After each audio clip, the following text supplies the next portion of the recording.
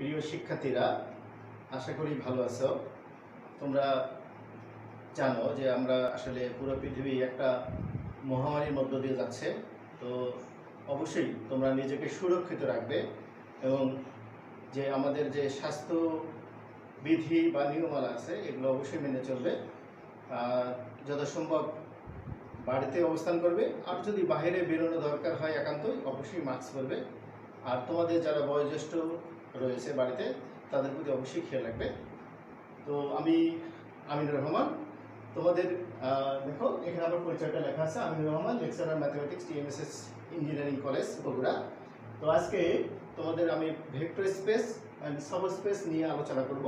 আমরা এর আগেও তোমাদের আরেকটি ক্লাস নিয়েছি ভেক্টর স্পেস অ্যান্ড সাবস্পেস নিয়ে, আজকে দ্বিতীয় ক্লাস। তো আমরা আজকে ভেক্টর স্পেস এবং সাবস্পেসের কিছু গুরুত্বপূর্ণ টপিকস নিয়ে আলোচনা করব। তো দেখো আমরা শুরু করছি।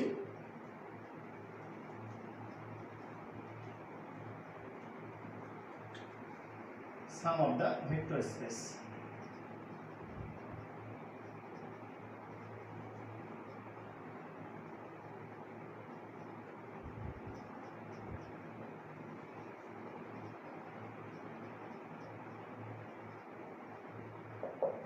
তো দেখো আমাদের সাম অফ দ্য ভেক্টর স্পেস বলতে আমরা কি বুঝি, সাম অফ দ্য ভেক্টর স্পেস কি, আমরা এটা বলতে কি বুঝি। তো আমরা মনে করি যে ভি এইটা একটা ভেক্টর স্পেস, এই ভেক্টর স্পেসের দুটো সাবস্পেস, ধরো ক্যাপিটাল ভি, এটা একটা ভেক্টর স্পেস, তার দুটো সাবস্পেস, একটা ইউ, এটা ধরো ক্যাপিটাল ইউ, আর একটা সাবস্পেস এটা হচ্ছে কি ক্যাপিটাল ডাব্লিউ। তাহলে আমরা দেখলাম যে এইটা একটা ভেক্টর স্পেস, ওই দুটো ভেক্টর, এই ভেক্টর স্পেসের দুটো সাবস্পেস, একটা হচ্ছে ইউ আর একটা হচ্ছে কি ডাব্লিউ। তাহলে আমাদের বলছে কি sum of the vector space. তাহলে দেখো এটাকে আমরা কখনো সাম অফ দ্য ভেক্টর স্পেস লিখতে পারবো। তাহলে এইটাকে অর্থাৎ ইউ এবং ডাব্লিউ এই দুটোকে ভেক্টর স্পেসকে সাম অফ ভেক্টর স্পেস আমরা এইভাবে লিখতে পারি, ইউ প্লাস ডাব্লিউ এইটা সমান আমরা লিখতে পারি, এখানে দেখো ইউ প্লাস ডাব্লিউ।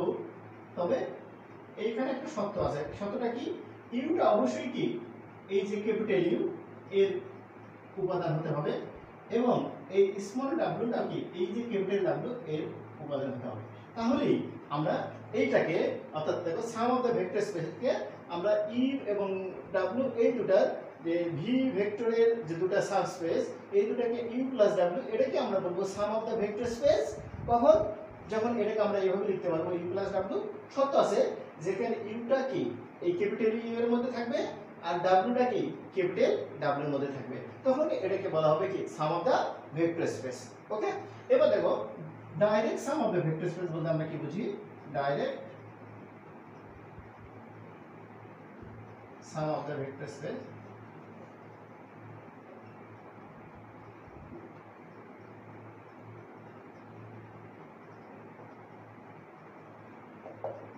দেখো direct sum of the vector space এটা দেখো ঠিক একই রকম, দেখো ওই রকমই যে এখানে একটা, এইটা আমার একটা ভেক্টর স্পেস, ঠিক আছে, ওই ভেক্টর স্পেসে আবার দুইটা সাব স্পেস, যদি একটা ক্যাপিটাল ইউ আর একটা কি ক্যাপিটাল ডাব্লিউ হয়, তাহলে আমরা এইটাকে ডাইরেক্ট সামটাকে এইভাবে লিখি, ডাইরেক্ট সাম ইউ সাম মাঝখানে একটা চিহ্ন থাকে, এটাকে ডাইরেক্ট সাম বলা হয়। ডাইরেক্ট সাম এখানে দেখো সত্য একটা যে এই যে ইউটা, এই যে আমাদের এই স্মল ইউটা যেন এই ক্যাপিটাল ইউ এর মধ্যে থাকে আর স্মল ডাব্লিউটা কি ক্যাপিটাল ডাব্লিউ এর মধ্যে থাকে, তাহলে এটাকে বলা হচ্ছে কি direct sum of the vector space. ঠিক আছে, তো দেখো আমি তো এটা জাস্ট একটু বুঝিয়ে দিলাম তোমাদেরকে। তো আমরা পরীক্ষায় এটা কিভাবে লিখবো এইটা বোঝার জন্য বা কিভাবে লিখবো এর জন্য আমি কি পুরো সংজ্ঞাটা লিখে দেবো। ওকে, আমরা সাম অফ দ্য ভেক্টর স্পেসের ডেফিনেশনটা লিখে দিলাম, এর আগে আমি বুঝিয়ে দিয়েছিলাম তোমাদের সাম অফ দ্য ভেক্টর স্পেস কাকে বলে, এখানে ডেফিনেশনটা লিখে দিচ্ছি। দেখো ডেফিনেশন কি বলছে যে আমরা যদি ইউ এবং ডাব্লিউ দুটো সাবস্পেস ধরি যে কোনো একটা ভেক্টর স্পেস ভি এর, তাহলে এই যে ইউ এবং ডাব্লিউ এর যোগফলটাকে আমরা লিখতে পারি U plus W consist of all sums U plus W. এই যে ইউ এর উপাদানগুলো যতগুলো উপাদান থাকে এটাকে আবার ইউ, আবার ডাব্লিউ এর যতগুলো উপাদান এটাকে ইউ প্লাস ডাব্লিউ আকারে লেখা যাবে। এখানে শর্ত আছে যে ইউটা আবার ইউ এর উপাদানগুলো যেন ক্যাপিটাল ইউ এর মধ্যে থাকে এবং ডাব্লিউ এর উপাদানগুলো যেন স্মল ডাব্লিউ এর উপাদানগুলো ক্যাপিটাল ডাব্লিউ এর মধ্যে থাকে। তাহলে এই যে ইউ প্লাস ডাব্লিউ সমান এই যে এটাকে আমাদের বলা হচ্ছে কি sum of the vector space.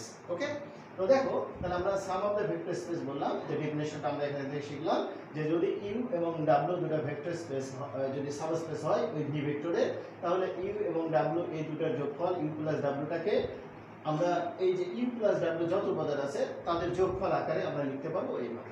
ওকে, আচ্ছা এবার এসো direct sum of a vector space. তার direct sum of a vector space কাকে বলে? দ্য ভেক্টর স্পেস ভি, দেখো বলছে যদি ভি একটা ভেক্টর স্পেস হয় তাহলে এটাকে ডাইরেক্ট সাম এই যে ইউ এবং ডাব্লিউ এই দুটো যদি ওই ভেক্টরের সাবস্পেস হয় তাহলে এটাকে কি ডাইরেক্ট সাম তখনই বলা হবে, এটাকে ডিনোট করা হবে, অর্থাৎ ভিটাকে ইউ এবং ডাব্লিউ এর কি ডাইরেক্ট সাম দিয়ে এই ভি সমান কি ইউ, দেখো এখানে একটা যোগ ছিল একটা গোল চিহ্ন আছে, এটাকে ডাইরেক্ট সাম বলে। ডাইরেক্ট সাম বলছে ই ফর এভরি ভেক্টর, অর্থাৎ ভেক্টরের সকল উপাদানের জন্য স্মল ভি এটা যেন কি ক্যাপিটাল ভি এর মধ্যে থাকে। তাহলে স্মল ভিটা কি, এখানে দেখো স্মল ভিটা আবার বলছে যে এটাকে যদি আমি এইভাবে লিখতে পারি শুধুমাত্র একটা উপায়, এই উপায়টা কি দেখো এই যে ভি সমান কি ইউ প্লাস ডাব্লিউ, তার মানে এই ভিটা হচ্ছে কি ইউ এবং ডাব্লিউ এর উপাদান, হ্যাঁ এই ইউটা থাকবে কি এই ক্যাপিটাল ইউ এর মধ্যে আর ডাব্লিউটা থাকবে কি ক্যাপিটাল ডাব্লিউ এর মধ্যে। তাহলে আমাদের পরীক্ষা যদি আমরা আসে যে sum of the vector space and direct sum of the vector space, আমরা এই দুইটা ডেফিনেশন লিখলে হয়ে যাবে। ওকে, তো দেখো আমরা কিছু আজকে ম্যাথ মানে আমাদের ম্যাথ সলভ করি, তো আমরা সঙ্গে ধরে দেখে ফেলাম। তো এসো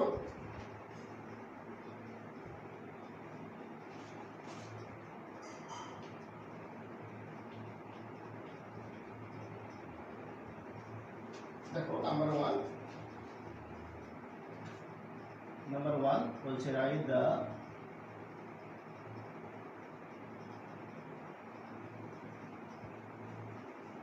vector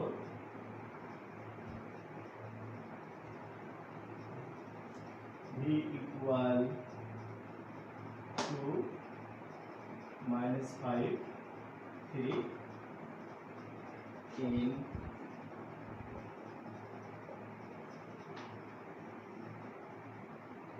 as a linear combination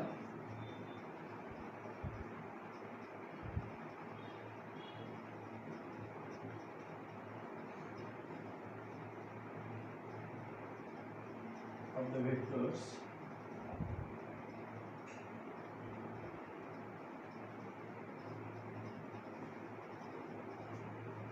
e1 equal to 1 -3 2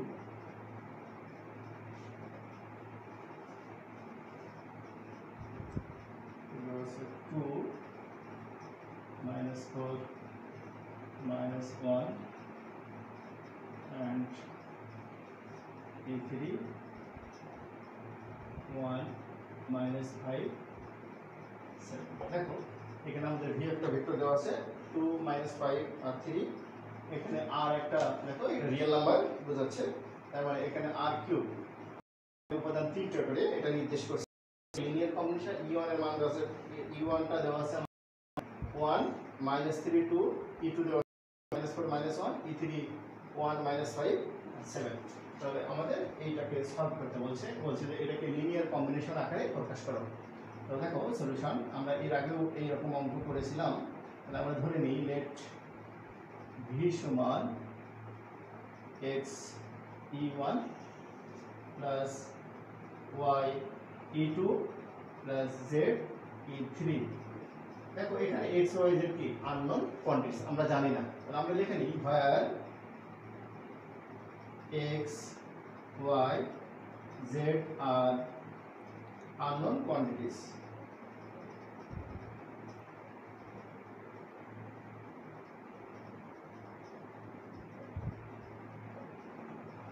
আচ্ছা এখন দেখো মানগুলো বসিয়ে দাও।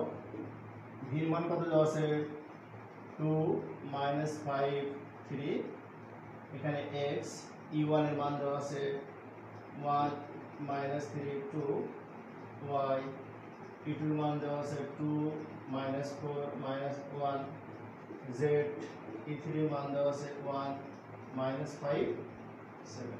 আচ্ছা এখন দেখো এটা যা ছিল এই পাশে 2 -5 3, এখানে যদি গুণ করে দাও তাহলে x এটা -3x 2x, এখানে যদি গুণ করে দাও তাহলে 2y -4y y, z দিয়ে গুণ করে z -5z 7z। আচ্ছা এরপরে দেখো এটাকে x গুলো আলাদা করে যদি আমরা লিখতে চাই, y গুলো z গুলো, তাহলে প্রথমে x এই প্রথমটা x + 2y + z -3x -4y -5z, এর থার্ডটা দেখো 2x -y + 7z। দেখো যেহেতু এটা আমার লিনিয়ার কম্বিনেশন, আমরা এটাকে লিনিয়ার কম্বিনেশন আকারে লিখতে পারি। তাহলে দেখো এই প্রথমটা x + 2y + z এটা সমান 2, দ্বিতীয়টা -3x -4y -5z এটা সমান আমাদের আছে -5, তৃতীয়টা দেখো 2x -y + 7z সমান দেওয়া আছে। ওকে, তাহলে আমরা কি প্রথমে এটাকে কি লিনিয়ার কম্বিনেশন আকারে লিখলাম। এখন দেখো এটাকে কি করব, আমরা ইচেলন ফর্ম করব। ইচেলন ফর্ম করতে গেলে দেখো আমার x টাকে বাদ দিতে হবে, তাহলে এখানে 3 দ্বারা গুণ করে যদি আমি যোগ করি এটা বাদ যায়, আবার যদি এটাকে 2 দিয়ে গুণ করে এটা বিয়োগ করি তাহলে আমার কি x বাদ যায়। তো আমরা একটু উপরেই লিখছি দেখো, তাহলে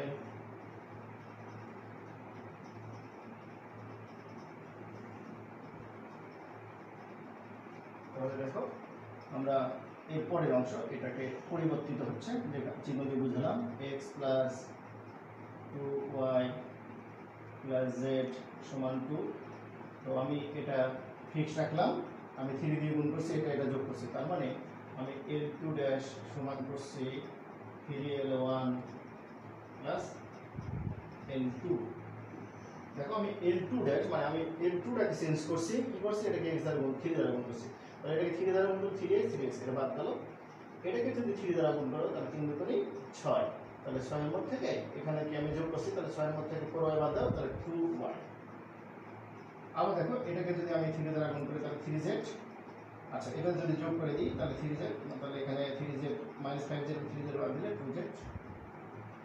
এবার এইখানে যদি আমি গুণ করি তাহলে দেখো এটাকে 3 দুগুণে 6, তাহলে এখানে যদি 6 এর সাথে যদি -5 যোগ করি শুধু 1।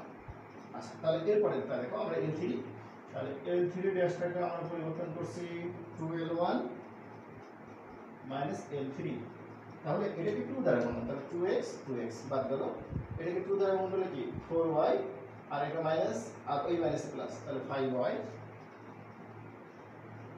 আচ্ছা এবার দেখো দেখো 4 5y, এটাকে আমি 2 দ্বারা গুণ করছি, তাহলে 2z -7z, তার মানে -5z -5z। আর এই পাশে দেখো এটাকে আমি কি করছি 2 দ্বারা 2 দুগুণ 4, 4 এর মধ্যে থেকে যদি আমরা 3 বাদ দিই তাহলে এই, তাহলে আমি প্রথমে কি করলাম x টাকে রিমুভ করে নিলাম। আমাদের উদ্দেশ্য হচ্ছে কি এখান থেকে x y z এর মানটা বের করে নেওয়া, তাহলে আমি প্রথমে এখান থেকে x টা বের করলাম, এবার আমার কাজ হচ্ছে আমি যদি এখান থেকে y টা রিমুভ করতে পারি তাহলে আমি এটা পরিবর্তন করে দিচ্ছি x + 2y + z সমান 2, এটা আমার 2y - 2z সমান 1, এটা যা আছে আমার পরিবর্তন হবে না। আচ্ছা আমার কি L3 টাকে পরিবর্তন করতে হবে, তাহলে L3' দেখো এটাকে পরিবর্তন করতে গেলে এটাকে 2 আছে এটা 5 আছে, তাহলে উল্টা দিয়ে গুণ করি, এটাকে 5 দিয়ে গুণ, এটাকে 2 দ্বারা গুণ বিয়োগ করে দিই, তাহলে দেখো এটাকে 5 দ্বারা গুণ, তার মানে 5L2 - 2L3। তাহলে এটাকে যদি 5 দ্বারা গুণ করো 5 দুগুণে 10, এটাকে 5 দিয়ে 0, এটাকে যদি গুণ করো 5 দুগুণে 10, 5 দুগুণে 0, এটাকে যদি গুণ করো 5 মানে -2, তাহলে 5 এর মধ্যে থেকে 2 বাদ দিলে তাহলে 0 সমান 3।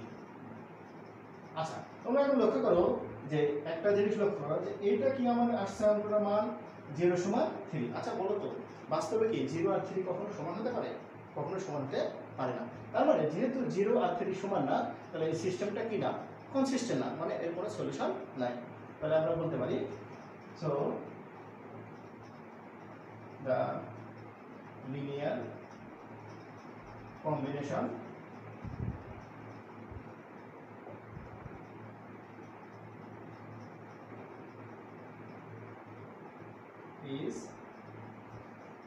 Inconsistent.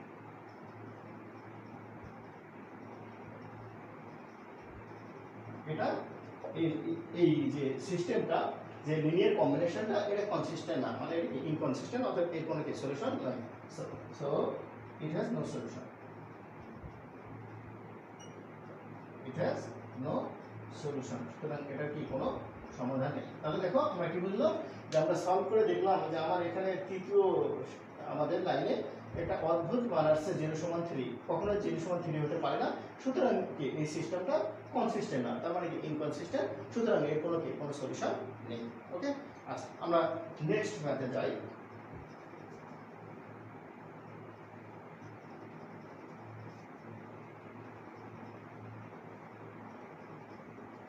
Number 2,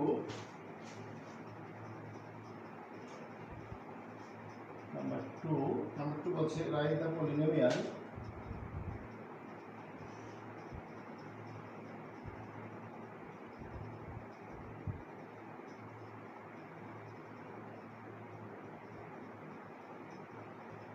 v t square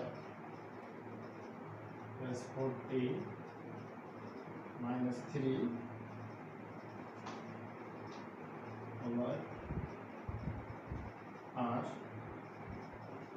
as a linear combination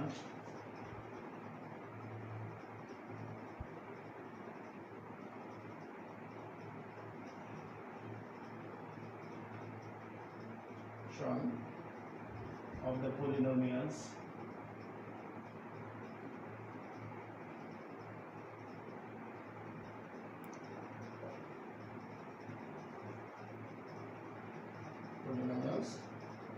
e1 goes t square minus 2t plus 5, e2 2t square minus 3t,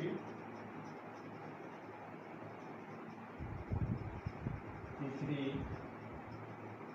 t plus 3। আমরা যে আগের যে ম্যাথটা করেছিলাম সেম ম্যাথ। দেখো তাহলে কি সলিউশন,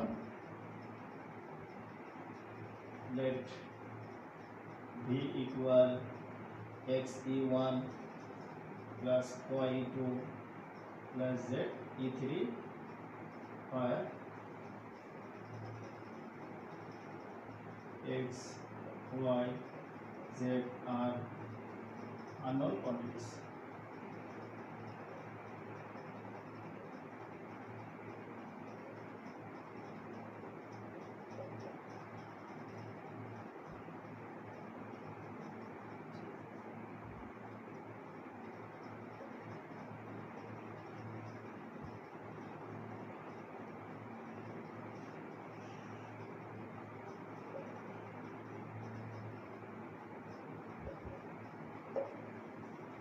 আচ্ছা তাহলে এখন দেখো ভির মানটা আমরা বসে দিই। ভিটা কি আছে, t square 4t minus 3, x e1 এর মান কি আছে t square minus 2t plus 5 plus y e2 এর মান কি আছে 2t square minus 3t plus z e3 এর মান দেওয়া আছে t plus 3। আচ্ছা এখন দেখো এটা আমরা একটু ক্যালকুলেশন করে নিই। তাহলে x t square minus 2xt plus 5x, এখানে যে y যদি গুণ করে দাও 2y t square minus 3yt plus zt plus 3z আমরা করে নিলাম। এখন দেখো আমরা যদি t স্কয়ারের সহগগুলো একসঙ্গে করি, তাহলে t স্কয়ারের সঙ্গে এখানে আছে x, এখানে t স্কয়ারের সঙ্গে আছে 2y আর কিছু নেই। আচ্ছা t এর সঙ্গে এখানে কি আছে, t এর সঙ্গে এখানে আছে -2x, t এর সঙ্গে 2x, এখানে t এর সঙ্গে -3y, ওখানে t এর সঙ্গে শুধু z। আচ্ছা এবার কনস্ট্যান্ট যেটা আছে তার সঙ্গে কি কি আছে 5x, আর এইখানে আছে আমার 3z। এখন দেখো যদি আমরা উভয় পক্ষ থেকে সহগ সমীকৃত করি, উভয় পক্ষ থেকে সহগগুলো যদি আমরা সমীকৃত করি, তখন t স্কয়ার সহগ, এখানে t স্কয়ার সহগ, এখানে টি এর সহগ, এখানে টি এর সহগ, এখানে কনস্ট্যান্ট, এখানে সব কনস্ট্যান্ট। তাহলে আমরা সবগুলো সমীকৃত করে একটা লিনিয়ার কম্বিনেশন তৈরি করি। তাহলে আমরা যদি তৈরি করতে চাই তাহলে এখানে দেখো x + 2y, এখানে আছে 1, পরেরটা দেখো -2x - 3y + z সমান দেওয়া আছে 4, এরপরে দেখো 5x + 3z সমান দেওয়া আছে -3। এটাই আমার কি লিনিয়ার কম্বিনেশন। এখন দেখো আমরা কি করব, এই লিনিয়ার কম্বিনেশনটাকে ইসোলন ফর্মে নিয়ে আসবো। তো দেখি আমরা এটাকে ইসোলন ফর্মে নিয়ে আসি।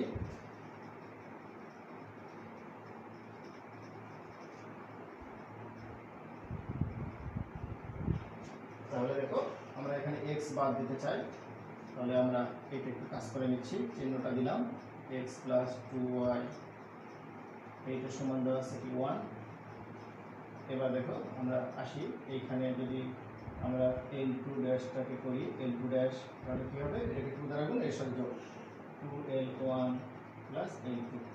তাহলে আমি এটাকে 2 দ্বারা গুণ করলে 2x বাদ করব, তাহলে এখানে 4y এর সঙ্গে এটা যোগ করলে 3y বাদ দিলে শুধু একটা y, তাহলে এখানে শুধু y আর z আমার থাকলো।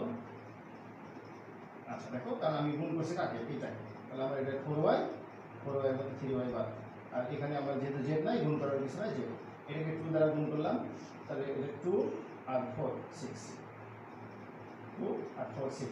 এবার দেখো আমরা এটাকে চেঞ্জ করতে চাই, তাহলে 5 দ্বারা গুণ করতে হবে, L3 ড্যাশ 5L1 মাইনাস কি L3, তাহলে 5 দ্বারা যদি গুণ করো তাহলে এটা কি 5x 5 এর বাদ, এখানে দেখো 5 দুগুণে 10y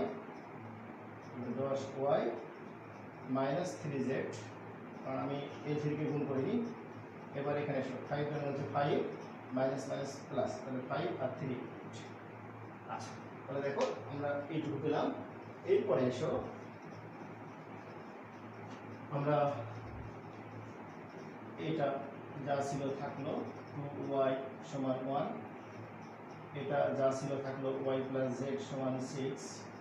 এবার এটাকে আমি চেঞ্জ করবো, তাহলে এটাকে অবশ্যই 10 দিয়ে গুণ করতে হবে, তাহলে L3 ড্যাশ, এটা আমি চেঞ্জ করতেছি 10 × L2 মাইনাস L3, তাহলে এটাকে 10 দ্বারা গুণ করো, 10y কাটা গেল, তাহলে এখানে কি হবে 10z আর প্লাস 3z, তার মানে 13z। আচ্ছা, এবার দেখো এটাকে যদি গুণ করো 60, এর মধ্যে থেকে বাদ দিলে 50। ওকে, তাহলে এখন দেখো আমি এখান থেকে আমি পাচ্ছি 3 নম্বর লাইন থেকে পাচ্ছি আমি নাও 13z equal 52, z equal 52/13। তাহলে এখান থেকে আমি z এর মানটা পাচ্ছি, দেখো কত 4। আচ্ছা, তাহলে আমি 4 z এর মানটা পেলাম। z এর মান এখানে বসালে কি y এর মান পাবো, তাহলে দেখো z এর মানটা আমি যদি বসাই দিই এগেইন, তাহলে আমি এখানে ছিল y + z সমান 6, তাহলে y z এর মান পাইছি 4 সমান 6, তাহলে y সমান কি পেলাম, তাহলে আমি y এর মান পেলাম, z এর মান পেলাম। এখন এই দুটো যদি বসে দিই তাহলে আমি এখান থেকে x এর মান পাবো, y এর মানটা বসে দিলে নাও x + 2y, তাহলে 2y এর মান কত, 2 সমান 1, তাহলে x সমান 1 - 4, x এর মান -3। তাহলে দেখো আমি এখানে x এর মান পেলাম -3, y এর মান পেলাম 2, z এর মান পেলাম 4। তাহলে এখন দেখো আমাদের যে কম্বিনেশনটা ছিল, তাহলে ওই কম্বিনেশনটা আমরা লিখি। সো দ্য কম্বিনেশন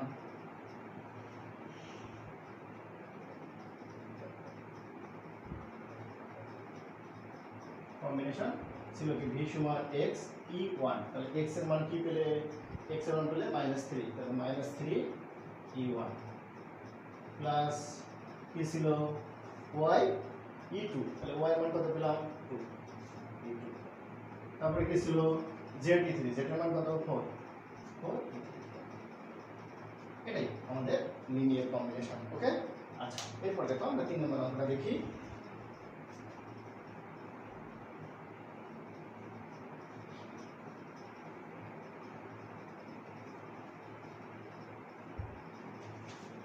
দেখো 3 নম্বরটা অঙ্ক একটু ব্যতিক্রম ধর্মী অঙ্ক। Number 3, write the matrix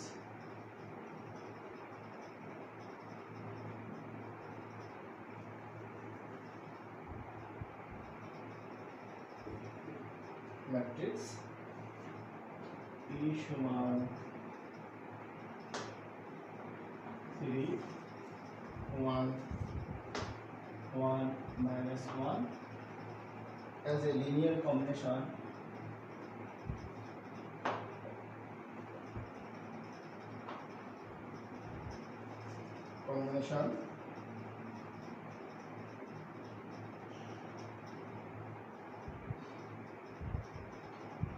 of the matrices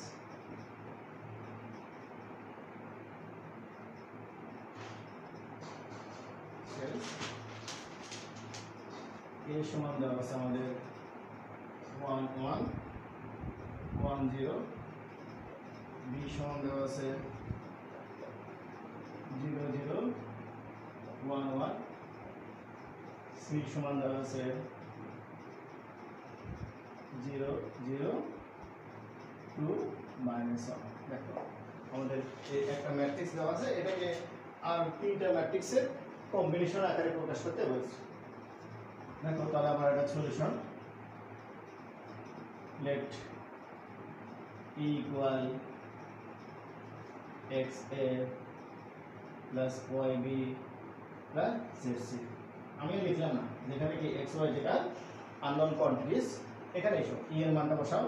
তাহলে E এর মানটা কি আছে 3 1 1 minus 1, X এর মানটা দেওয়া আছে 1 1 1 0,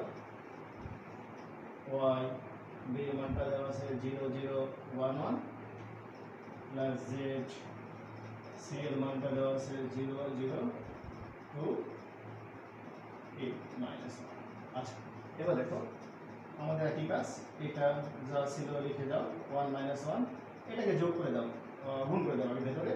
তাহলে এটা x x x 0 প্লাস এটা 0 0 y y, এটা 0 2z 0 minus z। ওকে, আচ্ছা এরপরে এসো, তাহলে দেখো এইখান থেকে আমি পাচ্ছি 3 1 1 minus 1, এখানে যদি যোগ করি তাহলে আমি এই যে প্রথমটা x 0 0, তার মানে এটা শুধু x, পরেরটা x 0 2z, তার মানে x plus 2z, এরপরটা x plus y plus 0, তার মানে x plus y, এরপরটা আমার 0, এখানে y, এখানে minus z, y minus z। বুঝতে পারলে না? দেখো আমরা কি করলাম, এই প্রথমটা এর প্রথমটা এর প্রথমটা, তার মানে আমার শুধু x, এর দ্বিতীয়টা তার মানে x plus 2z, এর এখানে থেকে দ্বিতীয়টা এখানে x plus y আর নেই, এই দ্বিতীয়টা এখানে 0, এখানে y minus z। তাহলে আমরা এখানে দেখো এটাকে আমরা লিনিয়ার কম্বিনেশন আকারে লিখে এটা সলভ করলে আমাদের সেই কাঙ্ক্ষিত মানটা চলে আসবে। তো আমরা যদি এটাকে লিনিয়ার কম্বিনেশন আকারে লিখি, উপরের অংশটা মিশিয়ে দিলাম,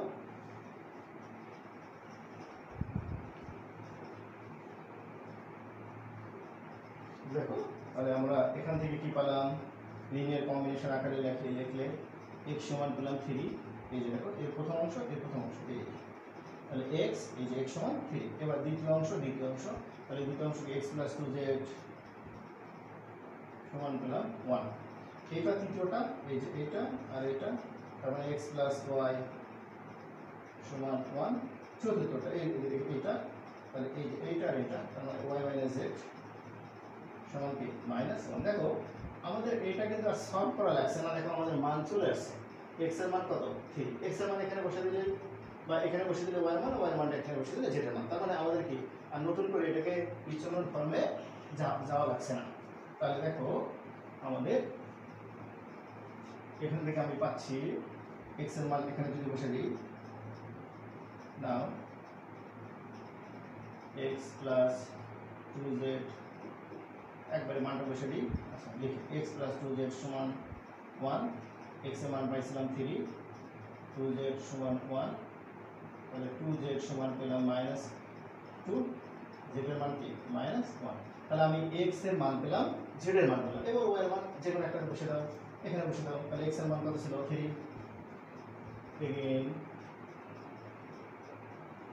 x plus y সমান 1, তাহলে আমি এখানে x এর মান পেয়েছি 3, তাহলে 3 plus y সমান 1, দ্যাট ইজ y সমান কি 1 মাইনাস 3, অতএব y সমান পাচ্ছি -2।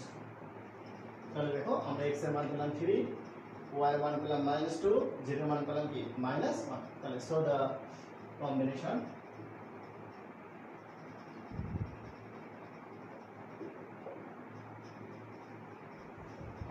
আমাদের সূত্রটা কি ছিল, e সমান xa, তাহলে x এর মান কত 3, সঙ্গে থাকলো a, y এর সঙ্গে ছিল b, y এর মান কত -2b, আর z এর সঙ্গে কি ছিল c, তাহলে z এর মান কত -1, সঙ্গে কি c।